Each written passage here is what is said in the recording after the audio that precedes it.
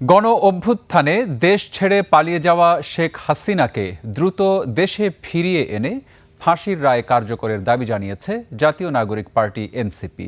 দলের আহ্বায়ক বিরোধী দলের চিফ হুইপ নাহিদ ইসলাম এর জন্য সরকারকে কূটনৈতিক ও আইনি প্রক্রিয়া জোরদার করার পাশাপাশি ভারতকে কড়া কূটনৈতিক বার্তা দিতে সরকারকে আহ্বান জানিয়েছেন। বিস্তারিত জানাচ্ছেন সুমাইয়া খান। জুলাই আগস্ট গণ অভ্যুত্থানে দেশ ছেড়ে পালিয়ে ভারতে চলে যান ফ্যাসিস্ট শেখ হাসিনা। দিল্লিতে বসে আন্তর্জাতিক গণমাধ্যম রয়টার্সে সাক্ষাৎকার দেন।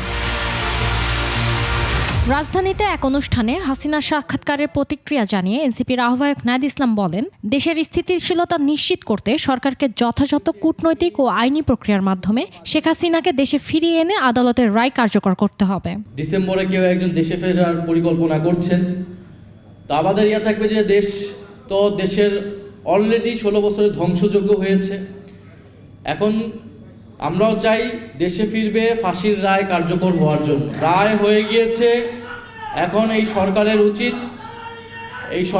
উচিত যথাযথ কূটনৈতিক আইনি প্রক্রিয়ায় গণহত্যাকারীকে দেশে ফিরিয়ে এনে রায় কার্যকর করা। তিনি বলেন, কেউ যদি রাজনৈতিকভাবে ভিন্ন কোনো পরিকল্পনা করে তবে তা দেশের জন্য ভালো হবে না। অন্য কোনো পরিকল্পনা যদি কেউ ভাবে তাহলে সেইটা কারোর জন্যই ভালো হবে না। বাংলাদেশের জনগণ সেটার জন্য প্রস্তুত আছে। জুলাই গণ অভ্যুত্থানের যারা অংশগ্রহণ করেছে রাজনৈতিকভাবে যে কোনো পরিস্থিতি মোকাবেলার জন্য তারা প্রস্তুত আছে। আওয়ামী লীগকে মিডিয়ার মাধ্যমে স্বাভাবিক করার চেষ্টা চলছে বলে অভিযোগ করেন তিনি।